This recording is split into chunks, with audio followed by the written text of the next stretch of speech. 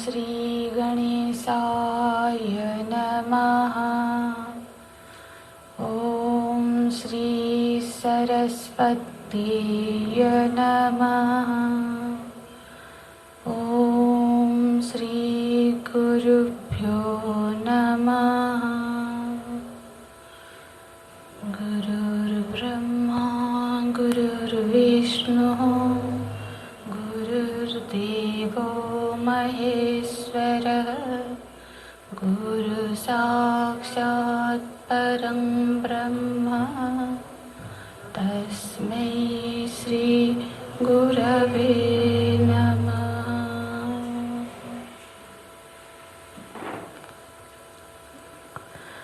ॐ पूर्णमदः पूर्णमिदं पूर्णात् पूर्णमुदच्यते पूर्णस्य पूर्णमादाय पूर्णमेवावशिष्यते।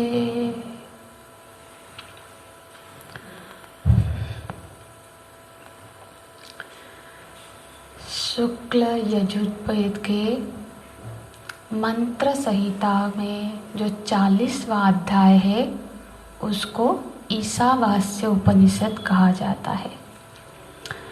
उसके जो पहले सारे अध्याय है उनमें कर्मकांड उपासना के मंत्र है, पर जो ये 40वां अध्याय है उसमें आत्म तत्व संबंधी आत्मज्ञान संबंधी चर्चा की गई है।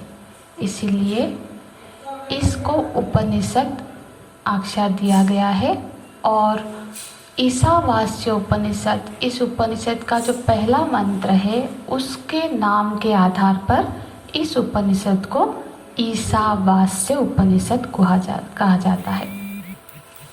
इसमें कुल मिलाकर 18 मंत्र है। तो हम इस पिछले कक्षा में उपनिषद पर विस्तृत आलोचना किए थे, उस पर चर्चा किया था। तो अब हम उपनिषद में प्रवेश करते हैं।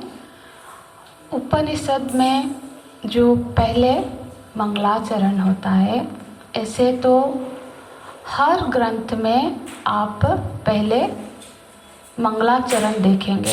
हाँ, ये हमारी वैदिक सनातन परंपरा है कि हम कोई भी कार्य शुरू करते हैं तो पहले मंगलाचरण करते हैं। मंगलाचरण का अर्थ है मंगल आचरण। जैसे इंग्लिश में कहो तो गुड बिहेवियर। हम किसी से मिलते भी हैं तब भी कोई हरिओम प्रणाम कुछ, वो भी एक तरह से मंगलाचरण है। हम एक मंगल आचरण करते हैं ताकि जिस कार्य के लिए हम गए हैं, जो कार्य में प्रवृत्त हो रहे हैं, वो बिल्कुल अच्छे से हो। तो मंगलाचरण में यहाँ पे ओम का उच्चारण किया गया है। पहले ओम भगवान का जो परम ब्रह्म परमात्मा है उनका वैदिक नाम है। सगुण ब्रह्म का हम राम जी, लक्ष्मण, श्री कृष्ण, शिव जी इस तरह से नाम से उनको बुलाते हैं, पर वैदिक जो नाम है, जो श्रुति माता ने जो परम ब्रह्म को नाम दिया है वो है ओम।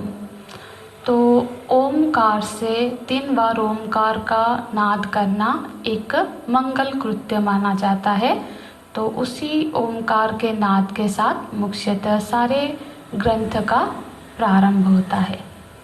तो अब ये जो पुण्यवदः पुण्यमिदं मंत्र है, जो आप सबके पास यदि ग्रंथ हो तो देखेंगे या फिर कोई खरीद भी सकता हो, यहाँ पे मिले तो ग्रंथ में जो पहला मंत्र है, इसको उपनिषदों में जो पहला मंगलाचरण होता है, कृपया सब अपना अपना मोबाइल साइलेंट मोड में कर लीजिएगा ताकि ये एक चिंतन प्रक्रिया है, इसमें कोई व्याघात ना आए। क्योंकि हम एक चिंतन की फ्लो में जा रहे हैं, तो वो चिंतन जितना एकाग्रता से होगा उतना ही हमको ये चीज़ पकड़ में ये ज्ञान आएगा। तो 1 मिनट हम पहुँच लेते हैं। आप सब अपना अपना मोबाइल जिसने नहीं किया है थोड़ा सा साइलेंट कर लीजिए, जो भी कल होगा उसके बाद देख लीजिएगा। और तो हम चर्चा कर रहे थे कि जो उपनिषदों में जो पहले मंगलाचरण के रूप में जो मंत्र आता है उसको शांति मंत्र कहा जाता है। इसको मंगलाचरण नहीं, हम शांति मंत्र कहेंगे, क्योंकि अब जैसे कि 4 वेद है, चारों वेदों का आप जानते हैं, हर वेद का अपना अपना अलग अलग शांति मंत्र है। तो ये यजुर्वेद का शाखा, यजुर्वेद के अंतर्गत है ये उपनिषद, इसीलिए इसमें यजुर्वेद का जो शांति मंत्र है ये ओम पूर्णमदः पूर्णमिदम्, इसमें भी वो शांति मंत्र के रूप में दिए गए हैं। तो ये एक प्रचलन है ये कि हम जब उपनिषद में प्रवेश करेंगे तो हम शांति मंत्र का पाठ करते हैं। क्यों पाठ करते हैं? शांति मंत्र का पाठ करने का विधान क्यों है? क्योंकि हम सब जानते ही हैं कि हमारा जो चित्त है, चित्त जैसे अंतःकरण के 4 प्रकार के कार्य करता है। अंतःकरण चतुष्टय बोला जाता है। हाँ, क्या क्या है? मन, बुद्धि, चित्त, अहंकार। तो ये जो चित्त है वही अंतःकरण ही कभी मन के रूप में, कभी बुद्धि के रूप में, कभी चित्त के रूप में और कभी अहंकार के रूप में कार्य करता है। तो चित्त के 5 अवस्थाएं होती है, जो हमारे चित्त में 5 तरह की अवस्थाएं होती है। एक तो मूढ़ और विक्षिप्त अवस्था, क्षिप्त और एकाग्र, और फिर हम जो बिल्कुल समाधिस्थ जिसको हम बोलते हैं निरुद्ध अवस्था, निरुद्ध हो गया। तो इसमें जो तमोगुण, जब हमारे अंदर तमोगुण का प्रभाव होगा तब हमारे अंदर ये मूढ़ की चित्त में ये अवस्था बन जाएगी। तो मूढ़ की अवस्था होगी, मतलब आलस्य निद्रा हमको घेरेगा।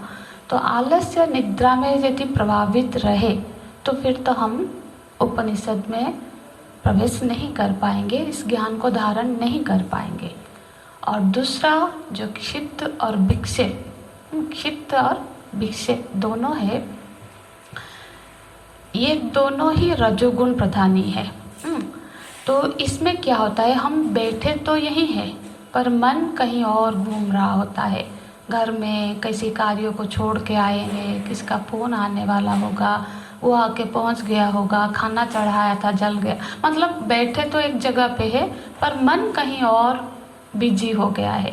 तो इस क्षेत्र में भी हम एकाग्रता से हम इस ज्ञान को धारण नहीं कर पाएंगे। तो उपनिषद का ज्ञान चित्त के 2 अवस्था में ही हो सकता है, एक है एकाग्र चित्त और दूसरा है निरुद्ध। एकाग्र माने जो शुद्ध सत्व प्रधान अंतःकरण है। हमारे अंतःकरण में तीनों ही गुण है, क्योंकि त्रिगुण से ही सब बना है। पर जब सत्व डोमिनेटिंग हो, जो सत्व प्रधान हो, जब सत्व का पारा ज़्यादा हो अंतःकरण में, तब क्या होता है ना, वो ज्ञान श्रवण करने में और उसमें उसको समझने में फिर समर्थ होता है। नहीं तो विक्षेप मन में, मूढ़ मन में, चित्त में हम इस ज्ञान को धारण नहीं कर पाएंगे।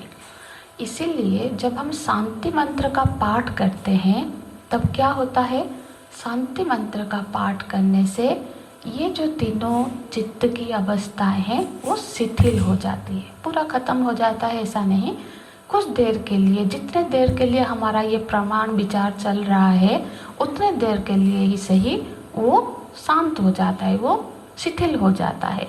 और जो आलस्य, निद्रा, ये जो विक्षेप अवस्था, ये क्या होता है, वो भाग जाता है। इसी वजह से हम लोगों को हमेशा जब हम उपनिषद का पाठ करेंगे तो शुरुआत शांति मंत्र से ही करेंगे। तो अभी हम भी फिर से एक बार शांति मंत्र का पाठ करेंगे। पहले मैं पाठ करूंगी, फिर उतना आप लोग दोहराएगा, क्योंकि सबके पास ग्रंथ नहीं है, इसीलिए पाठ करते हैं।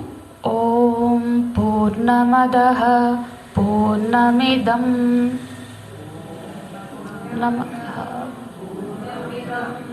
पूर्णात् पूर्णमुदच्यते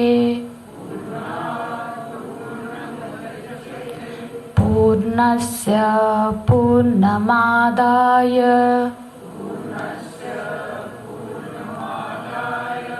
पूर्णमेवावशिष्यते।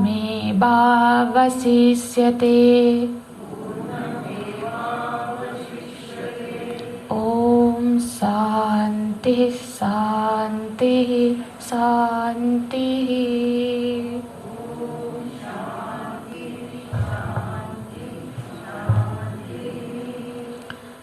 त्रिवार शांति का पाठ किया जाता है क्योंकि त्रिविध तापों का नाश करने के लिए, शांत करने के लिए हम 3 बार शांति का पाठ करते हैं। तो जो हमने अभी मंत्र पाठ किया, ये मंत्र में जिस तरह से हमने अभी पाठ किया वैसे ही 4 पाद है। पाद मतलब 4 भाग समझ लो स्टेप से। पहला पूर्णमदः पूर्णमिदं, इतना। दूसरा पूर्णात् पूर्णमुदच्यते। तीसरा पूर्णस्य पूर्णमादाय। और चौथा है पूर्णमेवावशिष्यते। तो ये जो पूर्णमदः पूर्णमिदं, इतना ही ये श्रुति माता का मूल उपदेश है। ऐसे तो जो शांति पाठ है, जो मंगलाचरण है, उसमें मुख्यतः कोई प्रार्थना होती है, कोई निवेदन होता है, कोई मांग होती है, जैसे सहना भवतु, और हम सुबह भी जो वेद पाठ करते हैं ओम भद्रं कर्णेभिः, वो सब में कुछ ना कुछ मांग है। पर ये जो शांति पाठ है, इसमें कोई मांग नहीं है। इसमें जो वेदांत का सारे उपनिषदों का जो चरम निष्कर्ष है, जो चरम निष्पत्ति है, उसी का प्रतिपादन किया गया है, उसी का निर्वचन है। यदि ये श्लोक हम, ये जो मंत्र यदि अच्छे से समझ सकते हैं ना, तो हम उपनिषद में आराम से प्रवेश कर सकते हैं, उस ज्ञान को भी आत्मसात कर सकते हैं। तो हम प्रयत्न करेंगे, क्योंकि इसका अर्थ थोड़ा सा गूढ़ है, गंभीर है, क्योंकि उपनिषद है, और दूसरा है कि इसका ये उपनिषदों का निष्कर्ष भी है, तो थोड़ा गंभीर है। हम उसको समझने का प्रयास करेंगे एकाग्र चित्त रहन के। तो यहाँ पे जो 4 पाद बताया मैंने, तो पूर्णमदः पूर्णमिदं, पूर्णमदः पूर्णमिदं, इतना ही श्रुति माता का हमको उपदेश है। ठीक है, ये सिद्धांत वाक्य है। सिद्धांत मतलब थियोरी, इंग्लिश में कहते हैं। एग्जैक्ट ट्रांसलेशन नहीं है, फिर भी इंग्लिश में संस्कृत के सारे शब्दों का एग्जैक्ट अर्थ नहीं मिल पाता है। पर जो सिद्धांत मतलब, जब हम सिद्धांत एक मूलभूत वाक्य है कि पूर्णमदः पूर्णमिदं, श्रुति माता हमको ये बता रहे हैं। और इसी चीज़ को पुष्ट करने के लिए और ज़्यादा जोर देने के लिए, समझाने के लिए हेतु देते हैं पूर्णात् पूर्णमुदच्यते, ये हेतु है। और फिर साधना बताते हैं पूर्णस्य पूर्णमादाय, ये साधना है। मतलब जो पूर्णमदः पूर्णमिदं, ये जो शब्द बताया गया, ये जो वाक्य है, अपने आप में कंप्लीट है। ये यदि आज हमारा अनुभव नहीं है, हम यदि समझ नहीं पा रहे हैं, तो श्रुति माता कृपा करके हमको साधना बताती है कि हम क्या करें ताकि ये हमारे चित्त में पकड़ में आ जाए, ये हमको अनुभव में आ जाए। हाँ, तो बताते हैं पूर्णस्य पूर्णमादाय। और जब ये साधना हम करने लगते हैं तो फिर फल क्या होता है? फल होता है पूर्णमेवावशिष्यते। तो ये पूर्णमेवावशिष्यते, ये फिर उस साधना का फल है। ठीक है, तो तो ओम पूर्णमदः पूर्णमिदं ये सिद्धांत है। फिर पूर्णस्य पूर्णमुदच्यते ये हेतु दिया। पूर्णस्य पूर्णमादाय पूर्णस्य पूर्णम आदाय ये साधना है जो हमको करना है। और फिर फल प्राप्त होगा पुण्यमेवावशिष्यते, ये फल हमको प्राप्त होगा। ठीक है, तो पहले हम सिद्धांत को समझते हैं, फिर आगे हेतु और साधना में जाएंगे। तो असल में सिद्धांत क्या है इस जो शांति मंत्र का, जो कि क्योंकि पहले भी हम बता चुके हैं कि इस शांति मंत्र में पूरे वेदांत का, जैसे कि वेदांत में 4 महावाक्य बताए गए हैं, उन महावाक्यों का भी लक्ष्यार्थ है यहाँ, यही समझाना चाहती है। यही मूलभूत सिद्धांत है जिसको प्रतिपादन कर रही है श्रुति माता। पूर्णमदः पूर्णमिदं, तो इसमें एक है पूर्णम अदः पूर्णम इदम, इसको विच्छेद कर लेते हैं। ठीक है, पूर्णम अदः, अदः माने वो, जैसे हम हिंदी में वो बोलते हैं ना, तो संस्कृत में इसको अदः बोलते हैं। फिर इदम, इदम माने यह, तो इसका अर्थ क्या होगा, वह पूर्ण है, पूर्ण अदम, तो वह पूर्ण है और पूर्ण इदम, यह भी पूर्ण है।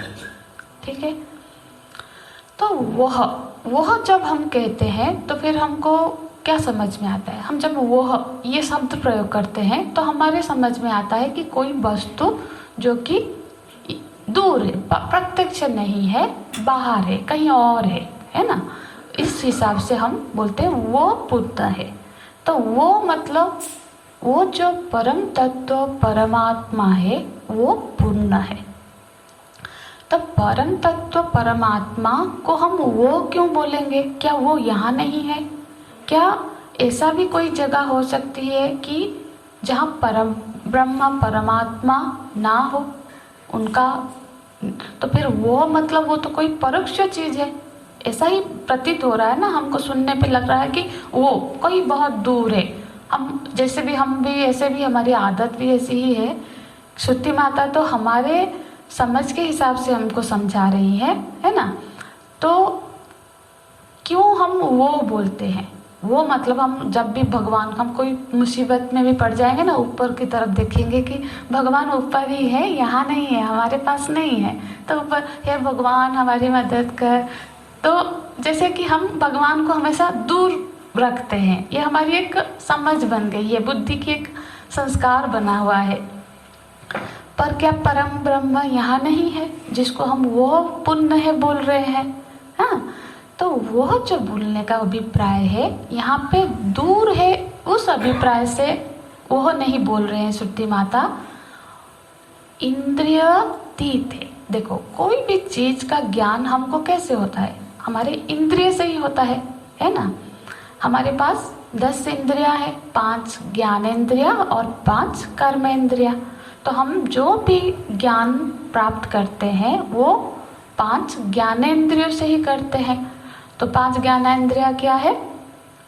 तो हमारे 5 ज्ञानेंद्रिय है, नेत्र है, कर्ण है, जीवा है, हाँ, स्वाद का इंद्रिय, स्पर्श है, हाँ, और घ्राण। ये चारों से ही, ये 5 से ही तो हम किसी चीज़ का ज्ञान लेते हैं। कोई कैसा टेस्ट है, किसका कैसा शब्द है, कोई कैसा दिख रहा है, कैसा स्वाद है या कैसा गंध है, इतना ही हम जानते हैं किसी भी वस्तु के बारे में। तो जिस चीज़ को हम इन 5 के घेरे में नहीं ले पाते हैं उसको बोल रहे हैं कि वो, मानो कि वो कहीं दूर है, मतलब जो इंद्रियातीत है। तो वो परम ब्रह्म, जो परम तत्व, जो कि हमारे इंद्रिय गोचर नहीं है, उसको यहाँ पे समझने के लिए बोला जा रहा है वो जो परम ब्रह्म है वो पुण्य है, जो कि हमारे इंद्रियों के द्वारा हम उसको नहीं जान पाते हैं। और यह कहने का मतलब है जो हम इंद्रियों से यहाँ देख रहे हैं, जान रहे हैं, जो कि हमारे सामने है, प्रत्यक्ष है, यह भी पुण्य है। तो फिर अर्थ क्या बना कि वो जो परम तत्व जो कि इंद्रियों के पीछे है, जो जिसके होने से ही इंद्रिया क्रियाशील है, ये जानने की क्रिया हो रही है, ये मन कार्य कर रहा है, वो पुण्य है।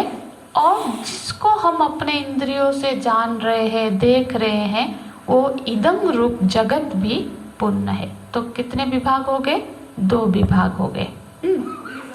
एक है ब्रह्म तत्व, परम ब्रह्म तत्व, और दूसरा है जगत।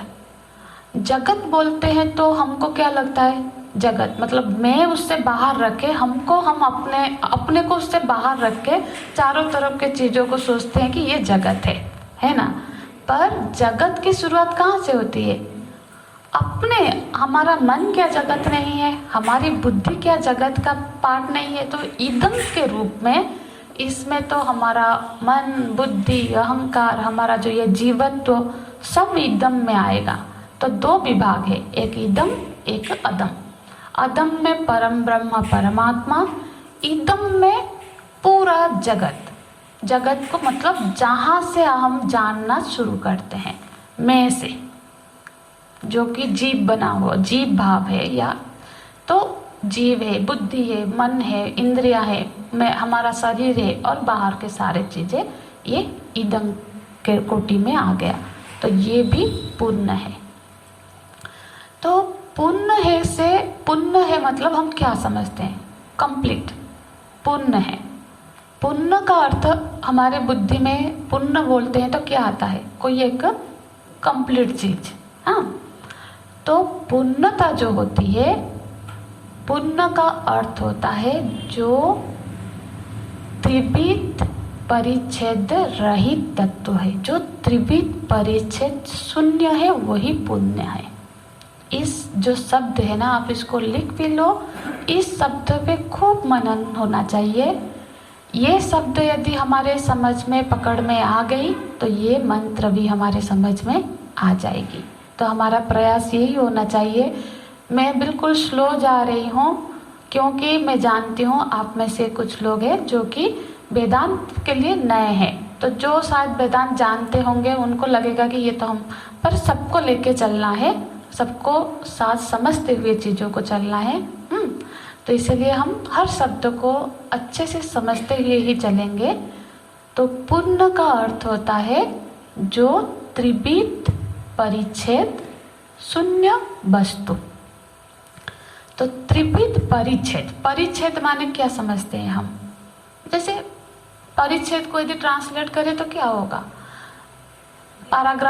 पैराग्राफ ही परिच्छेद बोलते, मतलब जहाँ कोई आरंभ और अंत। पैराग्राफ में एक आरंभ पॉइंट है और एक पुनच्छेद है, अंत पॉइंट है। हाँ, कोई भी वस्तु यदि आरंभ हुआ है और अंत है, जिसका प्रारंभ और अंत हम बोल सकते हैं, तो वो परिच्छेद वस्तु है, सीमित वस्तु है। और वो पूर्ण वस्तु कैसा है? जो परिच्छिन्न नहीं है। हाँ, और किस किस में परिच्छिन्न नहीं है? त्रिविध, तीनों चीजों में परिच्छेद नहीं है। 3 क्या है? देश, काल और वस्तु। त्रिविध परिच्छेद का अर्थ होता है देश अपरिच्छेद, मतलब देश से परिच्छेद नहीं है, काल में परिच्छेद नहीं है, और वस्तु में परिच्छेद नहीं है। ठीक है, तो ऐसी जो वस्तु है जो देश में परिच्छेद नहीं है। देश माने क्या? देश माने स्थान, जगह विशेष, जो भी हो स्थान में। हम देश बोलते हैं ना, तो कई देश है, तो सारा जगह के हिसाब से, स्थान के हिसाब से, एक आकाश के हिसाब से हमने उसको देश बोलते हैं। तो देश में परिच्छेद नहीं है, मतलब वो जो परम ब्रह्म तत्व है, तभी वो पूर्ण होगा जो कभी भी किसी भी देश में परिच्छेद, मतलब उसको कलना नहीं किया जा सकता। उसका आरंभ और शेष का अंकलन नहीं है। ठीक है, और वो काल में भी परिच्छेद नहीं। देश में परिच्छेद नहीं मतलब ये परिच्छेद है, मतलब यहाँ है वहाँ नहीं है, तो वो परिच्छेद हो गया। जो सर्वत्र है, ऐसे हम समझ सकते हैं, क्योंकि हमारी बुद्धि की भी बहुत सीमाएं हैं, है ना। जो काल में परिच्छेद है, मतलब जो काल में परिच्छेद कोई कैसे होता है? जो अब है तब नहीं था और आगे नहीं रहेगा, तो वो काल, काल मतलब समय, टाइम, तो उसमें परिच्छेद हो गया। अब है पर कल नहीं था और कल नहीं रहेगा। और वस्तु परिच्छेद मतलब इसमें है उसमें नहीं है, नमक में चीनी नहीं है चीनी में नमक नहीं है, तो दोनों अपने आप में परिच्छेद है। हाँ, परिच्छेद रहित मतलब ऐसा वस्तु जो सर्वत्र हो, सब समय में हो और हर वस्तु में हो, ये तो ये पूर्ण है। तो पर श्रुति माता बोल रहे हैं, श्रुति माता मतलब वेद माता, ये तो वेद है ना, तो वेद माता क्या बोल रहे हैं कि ये जो अदम पूर्ण है और ये इदम भी पूर्ण है। और इदम मतलब हमने क्या देखा, जगत, ये जो जगत है मतलब ये जो हम, जिसको हम प्रत्यक्ष अनुभव कर रहे हैं, प्रत्यक्ष देख रहे हैं, वो भी पुण्य ही है। तो फिर अभी प्रश्न क्या आपके मन में उठ रहा होगा कि दो पुण्य कैसे हो सकते हैं? दो पुण्य हो सकते हैं क्या? पुण्य बताया और दो बताया, दो पुण्य तो कभी भी नहीं हो सकते। दो है मतलब एक ही जगह है उसमें दो चीज है, मतलब ये आधा हो या फिर 1% भी हो, जो और दूसरा तो 100% नहीं होगा ना। आप पाई चार्ट में भी देखेंगे, आप जब ग्राफ बनाते हैं 100% बनाया तो उसमें एक ही वस्तु हो सकता है ना, 200 हो सकते हैं क्या? 200 तो नहीं हो सकते। तो फिर दो पुण्य कैसे हो सकते हैं? दो माने क्या? जहाँ अन्योन्य भाव होगा वहीं दो होगा। अन्योन्य भाव में एक का अभाव, एक यहाँ है जो वहाँ नहीं है और जो वहाँ है जो यहाँ नहीं है, तभी तो दो हुए ना। दो तो तभी होगा जबकि वो इसमें नहीं है ये उसमें नहीं है, तो फिर तो दोनों ही अपुण्य हुए। पुण्य कैसे हो सकता है? पुण्य चीज कभी दो तो नहीं हो सकता। हम इस पर विचार करेंगे, आप सोचिएगा, कभी भी कोई भी पुण्य वस्तु दो नहीं हो सकती।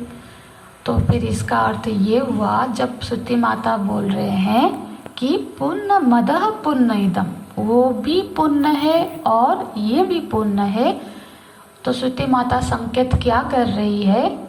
श्रुति माता का संकेत ये है कि ये दो नहीं हो सकते, वो एक ही तत्व है। क्योंकि दो हुए तो पुण्य नहीं होंगे, एक ही होगा तभी तो फिर ये दो नहीं एक ही है। ये परोक्ष अपरोक्ष का भेद यहाँ पे है नहीं पुण्यत्व में, है ना। मुझे लगता है कि पुण्यत्व को समझने में थोड़ा सा कठिनाई हो रही है। ठीक है, हम अपुण्यत्व को डिस्कशन करते हैं, शायद अपुण्यत्व को समझ जाए तो पुण्यत्व पकड़ में आ जाए। अपुण्य मतलब क्या? अब हम किसी चीज को, जैसे संसार में हम कोई भी वस्तु को, कोई भी हम जो भी चीज का हम अनुभव करते हैं वो अपूर्ण ही है। आप सोच के देखिएगा, संसार में हमने जितने भी चीजों का अनुभव किया है वो अपूर्ण है। किस तरह से अपूर्ण है? वो अनुभव देश में अपूर्ण होगा, काल में अपूर्ण होगा, या फिर वस्तु में अपूर्ण होगा, सीमित होगा। अब विचार करिएगा इस पर भी कि ये तीनों में से ना किसी चीज से अपूर्ण होगा, जिस चीज का हमने अभी तक संसार में अनुभव किया है। हम बोलते हैं मैं अपूर्ण हूँ, तो इससे हम मतलब क्या समझते हैं? मैं अपूर्ण हूँ, हम नहीं बोल रहे कि हम मैं पूर्ण हूँ। मैं अपूर्ण को हूँ, इसका अर्थ है कि मैं यहाँ हूँ वहाँ नहीं हूँ, मैं सर्वत्र नहीं हूँ। आप यहाँ है, अभी घर में नहीं है ना। आप जब, ये हमारा अनुभव है कि हम अपूर्ण है, क्योंकि हम यदि यहाँ है तो वहाँ नहीं होते हैं, वहाँ होते हैं तो यहाँ नहीं होते हैं।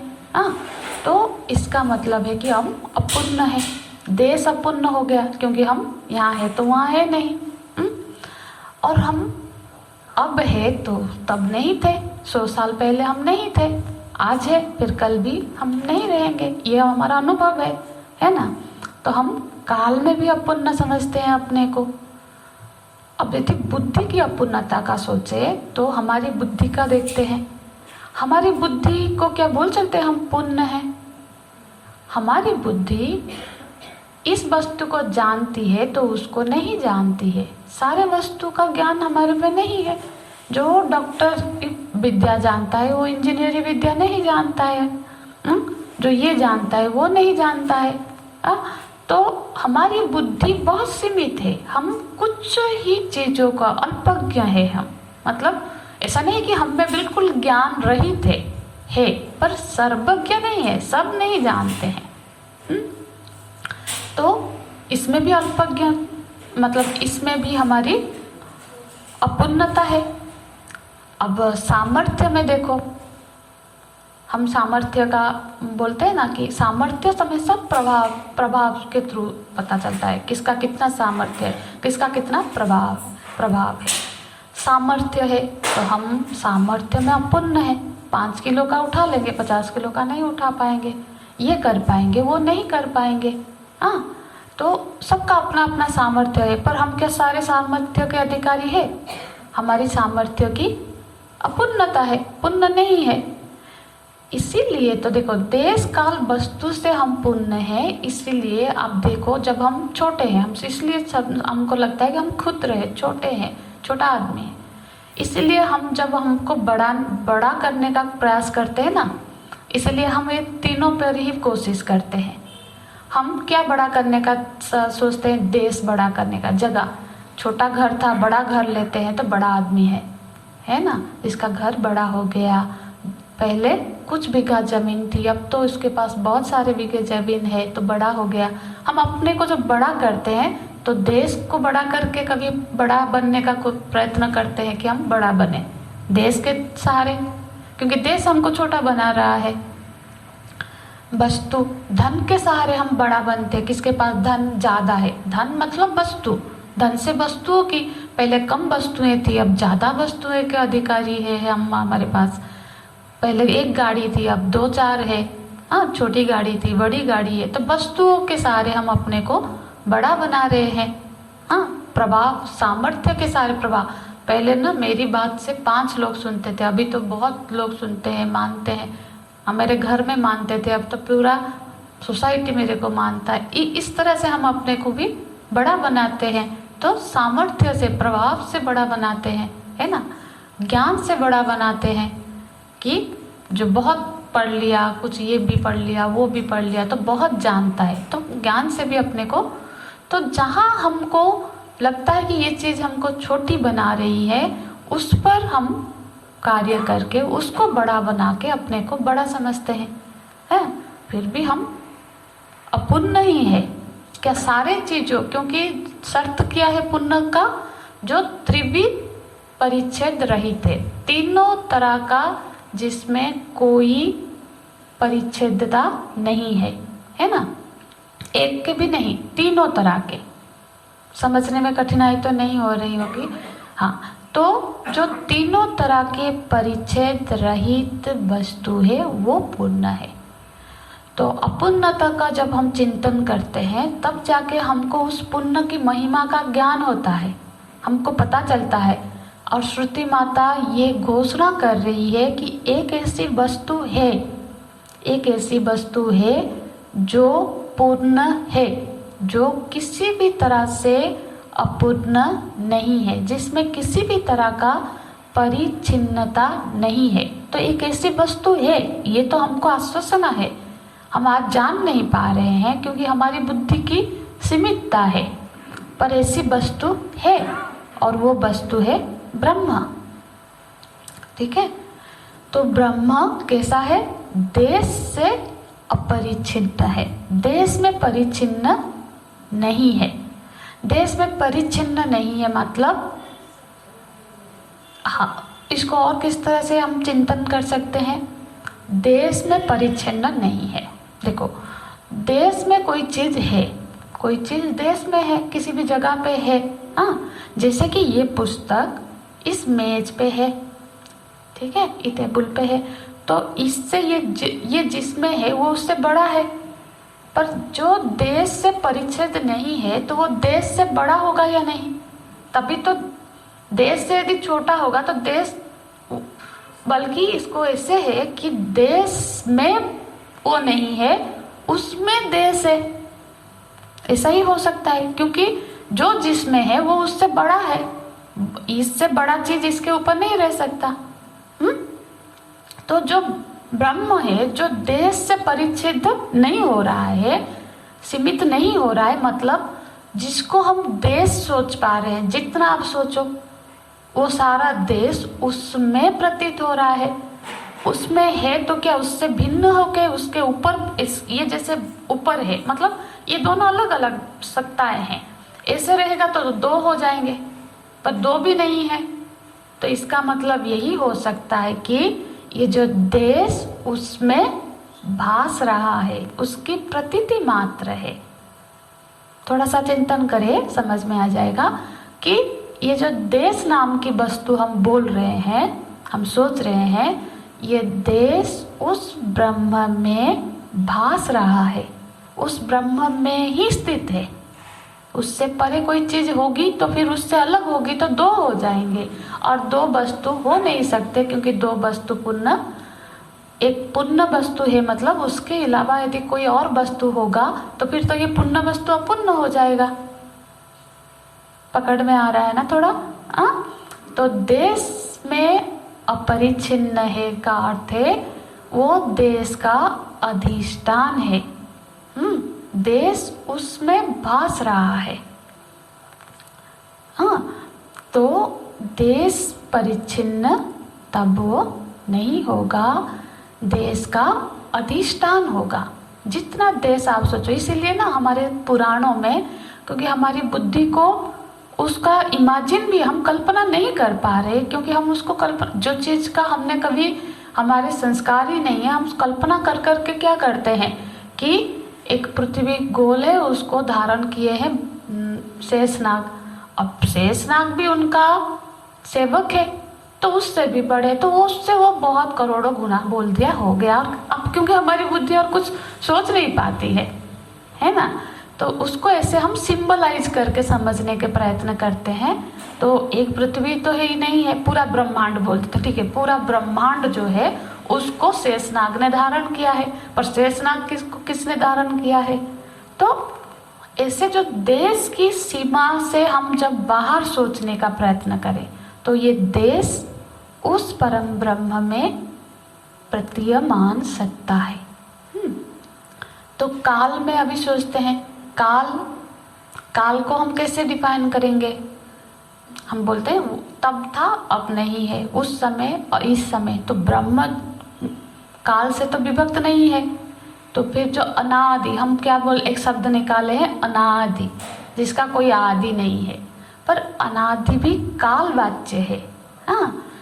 काल जिस ब्रह्म तत्व में स्फुरित हो रहा है, उस ब्रह्म तत्व का हमको अभी चिंतन करना है, वो पूर्ण है।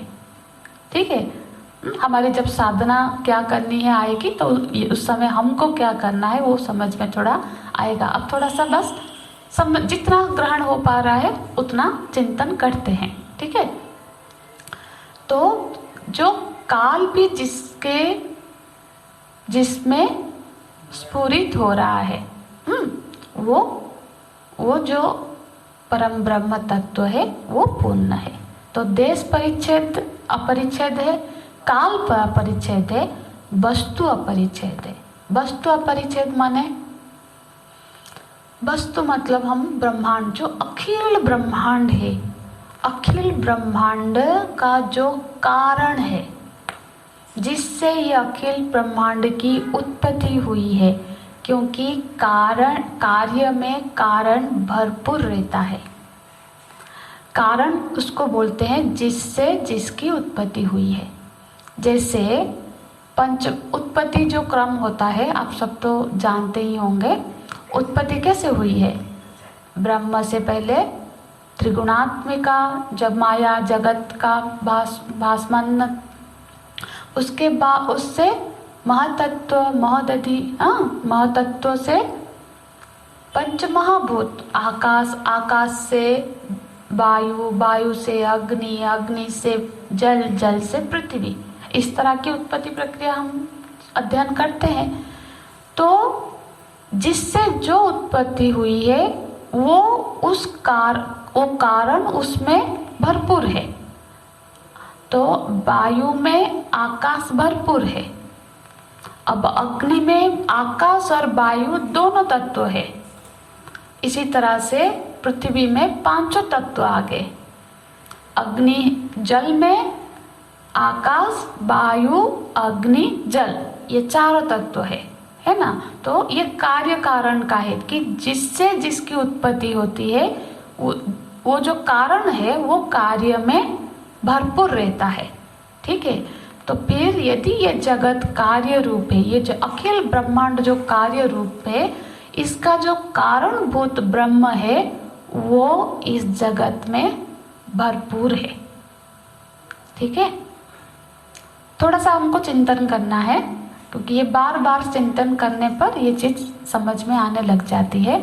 पहले पहले जो सुन रहे होंगे उनको थोड़ा सा पकड़ में थोड़ी सी कठिनाई तो होगी ही, इस पर वो कोई ये बात नहीं है, होनी भी चाहिए। कठिनाई होगी तो हम प्रयत्न करेंगे, है ना।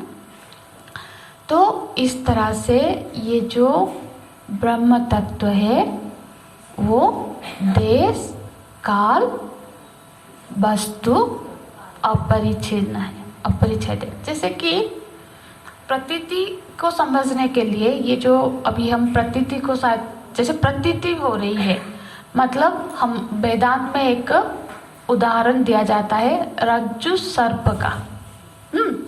जैसे किसी ने रज्जु को देखा, रज्जु मतलब रस्सी, हाँ रस्सी कहीं पे है पर अंधेरा थोड़ा सा है। अब गलत भान तो तभी होगा ना जब थोड़ा अंधेरा हो, पूरा स्पष्ट दिखता तो हमको ये हमारा अज्ञान ही वो आवरण है जो आवरण पड़ता है। इसी वजह से हम ये अपने को छोटा मान रहे, अल्पज्ञ मान रहे, अपने को जीव माने, अज्ञान ही कारण है। तो ये जो अज्ञान का जैसे आवरण हो जाता है तो हमको स्पष्ट वस्तु दिखती नहीं है, हमारे अपने स्वरूप का हमको स्पष्ट बोध अज्ञान के वजह से नहीं हो रहा है। ठीक इसी तरह से उदाहरण से समझते हैं कि एक रज्जु कहीं है, हाँ थोड़ा अंधेरा है, थोड़ा सा झपसा, थोड़ा दिखाई भी दे रहा है, कुछ दिखाई भी नहीं दे रहा।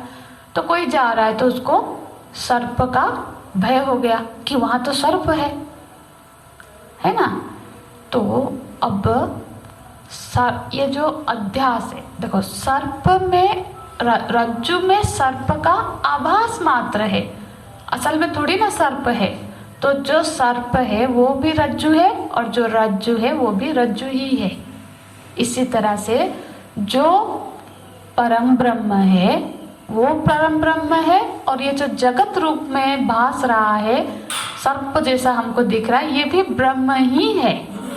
इस उदाहरण से थोड़ा सा चिंतन करेंगे कि ये जो भासमान जगत है मानो रज्जु में सर्प की भांत हमको भ्रम हो रहा है। हाँ तो फिर रज्जु तो रज्जु ही है, जो जिसको हम सर्प जान बैठते हैं वो भी रज्जु ही है।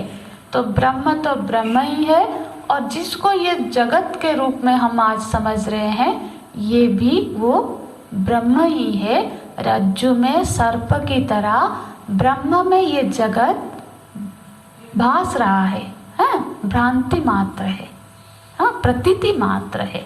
जैसे ही हमारा वो भ्रम टूटेगा तो फिर तो रज्जु ही, सर्प तो है ही नहीं। और भ्रांति कैसे टूटता है? अब साधक बड़ा डर रहा था, मैं तो वहाँ जाऊँगा नहीं गुरुदेव, वहाँ तो सर्प है। गुरुजी बोले कहाँ सर्प है, चल मेरे को देखा।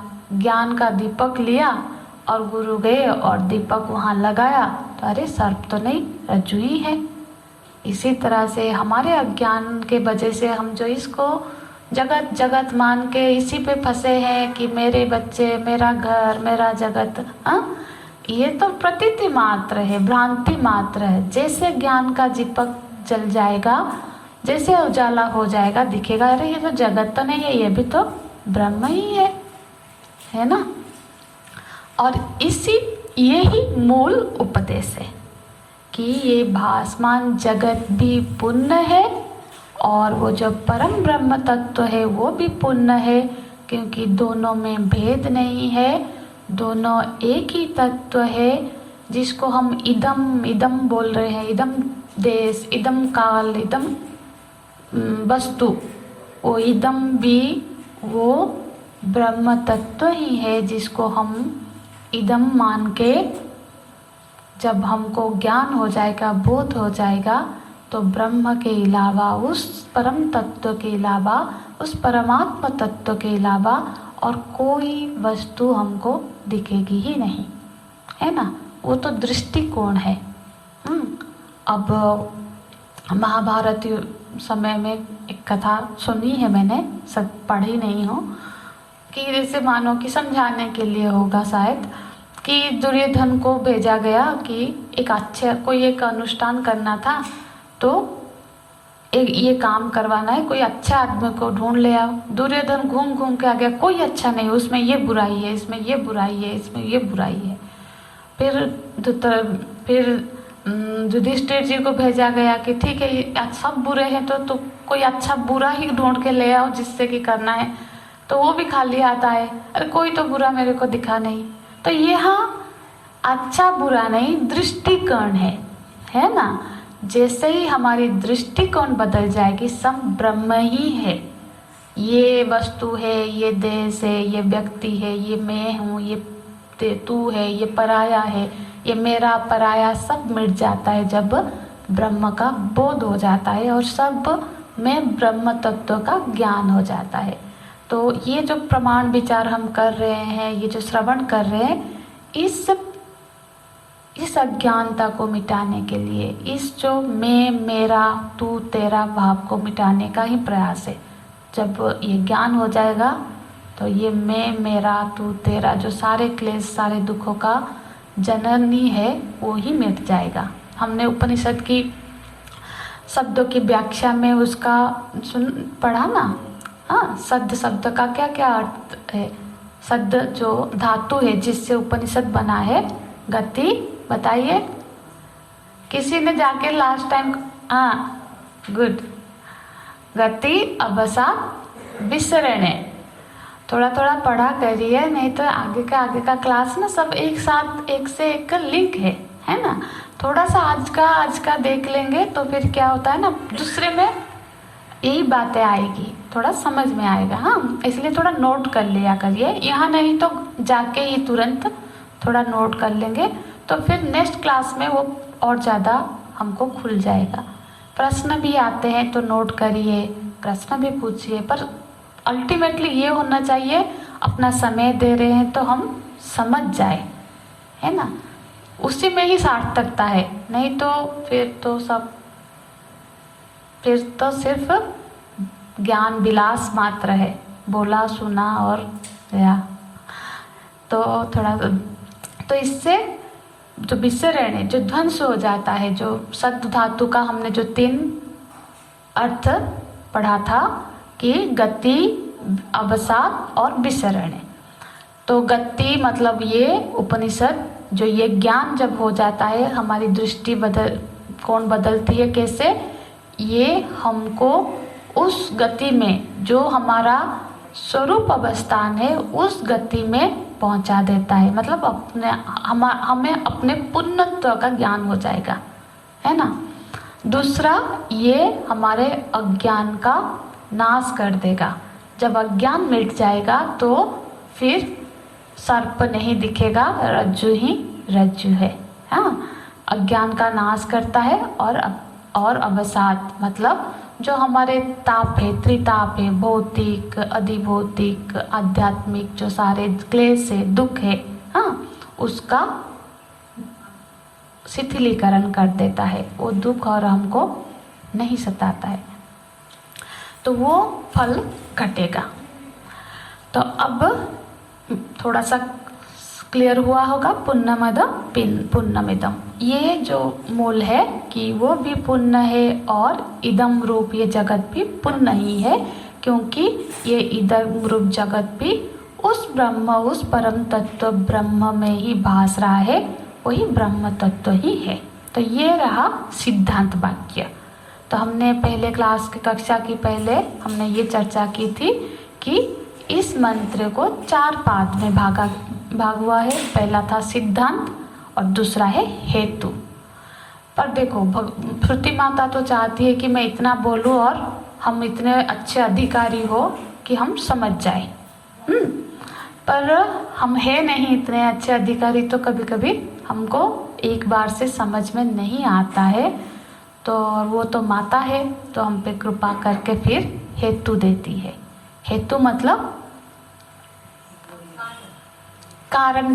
कोई एक क्यों हम पूछेंगे ना बच्चों जैसे कि क्यों हम मान ले कि ये भी पुण्य है वो भी पुण्य है, वो कैसे बोलते ऐसे, उसका थोड़ा हेतु देते। जैसे कि हम जब प्रमाण विचार करते हैं ना, ये भी हम जान लेते हैं थोड़ा। प्रमाण विचार में होता है जब हम विचार करते हैं, तर्क करते हैं, क्योंकि हमारा जो उपनिषद ज्ञान है, वेदांत ज्ञान है, वो ऐसा नहीं है कि मैंने कहा और उसने माना। यहाँ तर्क करना है, चर्चा करनी, सिर्फ मानना नहीं है, जानना है। मतलब जितने भी प्रश्न उठे उसका समाधान करते हुए इस तत्व को अपने अनुभव तक पहुंचाना है। तो उसके लिए तर्क का भी सहारा लेना पड़ेगा। और जब हम चिंतन विचार करते हैं तो प्रश्न उत्तर होता है, तो फिर क्या होता है, एक सिद्धांत वाक्य बन गया, प्रतिज्ञा वाक्य कि ये है। तो फिर उसमें एक हेतु दिया जाता है कि हेतु मतलब ऐसा क्यों है, क्यों मैं ऐसा सोच रहा हूँ, कैसा क्यों मैं बता रहा हूँ कि ये ऐसा है, उसको हेतु बोलते हैं। फिर दृष्टांत दिया जाता है, फिर निगमन होता है। तो अब जैसे कि उदाहरण से समझते हैं, कोई बोलेगा कि पर्वतो बन्हीवान, पर्वत के ऊपर आग है। दो दोस्त जा रहे थे, एक ने कहा कि उस पर्वत के ऊपर आग है, तो दूसरा बोला तुम्हें कैसे पता। तो वो हेतु देता है कि यद्यत यत्र यत्र धुआं तत्र तत्र अग्नि, क्योंकि जहाँ जहाँ धुआं मैंने देखा, धुआं है वहाँ अग्नि होता है। तो वहाँ क्योंकि धुआं दिख रहा है, इसका मतलब है वहाँ अग्नि है। तो फिर भी यदि वो नहीं समझेगा, कैसे तू बता सकता है कि धुआं है तो अग्नि होगा ही। तो फिर वो दृष्टांत देता है। दृष्टांत में क्या बताता है, उदाहरण देता है कि अरे मैंने रसोई में देखा है, रसोई में जब जब धुआं देखा है, बिना अग्नि के कभी धुआं देखा नहीं है। आग होता है तभी धुआं उड़ता है। या फिर यज्ञशाला में मैंने देखा है, तो फिर वो तर्क से उसको फिर सिद्धांत वाक्य तक पहुंच जाता है। तो इसी तरह से इस वाक्य को, जो सिद्धांत वाक्य है, उसी को प्रतिपादन करने के लिए श्रुति माता अब हेतु दे रही है कि क्यों ऐसा है कि वो अदम रूप जो ब्रह्म है, जो पुण्य है, और ये इदम रूप ब्रह्म भी पुण्य ही है। तो हेतु देती है पुण्यात् पूर्णम उदच्यते। हेतु क्या है, पुण्यात्, उस पुण्य से ही पूर्णम उदच्यते, मतलब उस पुण्य से, अदम रूप पुण्य से ये इदम रूप पुण्य का उत्पत्ति हुआ है, उससे वो निकला है। तो पुण्य से पुण्य का ही उत्पन्न होती है, इसीलिए ये पुण्य है। अब इसको कैसे समझे पुण्य। अब एक उदाहरण हम और भी देख सकते हैं, अपने को थोड़ा सा और चिंतन के लिए खुराक मिलेगा। जैसे अब हम स्वर्ण के आभूषण देखते हैं। स्वर्ण में तो कई सारे आभूषण है, मतलब कुछ कान में पहनते हैं, तो है तो वो वस्तुतः तत्वतः वो स्वर्ण ही है। पर उसमें जो नाम रूप का प्रतीति हो रहा है, जो सब दिख रहा है, वो भिन्न है। मतलब भिन्न भिन्न होने पर भी तो यही है जगत। ये जो नाम रूप वाला जो ऐसा डिजाइन है, वैसा डिजाइन है, वो सारा डिजाइन जगत है। पर है तो तत्व तो वो स्वर्ण ही है ना, है ना, स्वर्ण ही है। अब हम हमारी दृष्टि नाम रूप पर है तो क्या होता है, हम डिजाइन देख रहे हैं। सोनार के पास लेके जाओ, वो कोई डिजाइन फिजाइन सब छोड़ देगा, सिर्फ वो सोना ही देखेगा, है ना। तो इस तरह से जो ब्रह्म में जो जगत की हम जब चिंतन करेंगे तब ये हमको और ज़्यादा खुल जाएगा।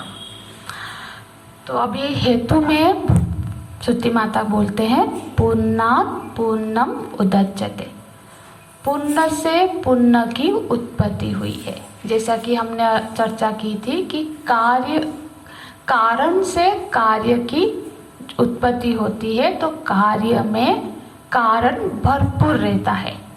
जैसे मिट्टी से बना हुआ घड़ा, मिट्टी है और मिट्टी का घड़ा है। तो वो मिट्टी का घड़ा, मिट्टी से भिन्न कोई और चीज है। मिट्टी के घड़ा में क्या है, तो ये मिट्टी ही है। अब ऐसा बोलेंगे तो क्या गलत होगा। घड़े में जैसे स्वर्ण के आभूषण में स्वर्ण ही है बोल सकते हैं, तो मिट्टी के घड़े में मिट्टी ही तो है। तो उसका कारण जो मिट्टी है वही घड़े में भी व्याप्त है या नहीं। तो घड़ा भी मिट्टी ही है, तो मिट्टी से ही भरपूर है। तो उसी तरह से जो ब्रह्म है वो भी जगत में भरपूर ही है। तो वो मिट्टी से, मिट्टी का ही घड़ा जैसे उत्पत्ति हुई है, तो ब्रह्म से ये जगत रूप ब्रह्म की उत्पत्ति हुई है। ठीक है, मुझे लगता है बहुत ज़्यादा डोज हो रहा है। थोड़ा सा आप इतना चिंतन करिए नीचे का, क्योंकि नीचे का भी बहुत ज़्यादा व्याख्या है और उसको समय देके हम चिंतन करेंगे। तो इसलिए अब ये 2 लाइन का जितना भी हमने अभी प्रतीक, खास करके पुण्यमदः पुण्यमिदं पर चिंतन करिए, और ये पुण्णात् पुण्यम उदच्यते का और थोड़ा विस्तार से दूसरी कक्षा में, और बाकी साधना और साधना से प्राप्त फल, तीनों का हम और विस्तार से ही चर्चा करेंगे। कोई जल्दबाजी नहीं करेंगे, क्योंकि ये थोड़ा सा गंभीर है।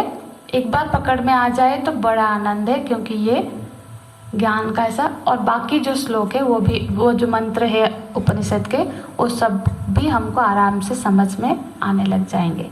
तो थोड़ा सा नोट करिए, उस पर थोड़ी देर यदि समय मिले तो बैठ के आज की कक्षा का चिंतन करिए। उससे हम नेक्स्ट कक्षा में और ज़्यादा अच्छे से तैयार होके श्रवण कर पाएंगे।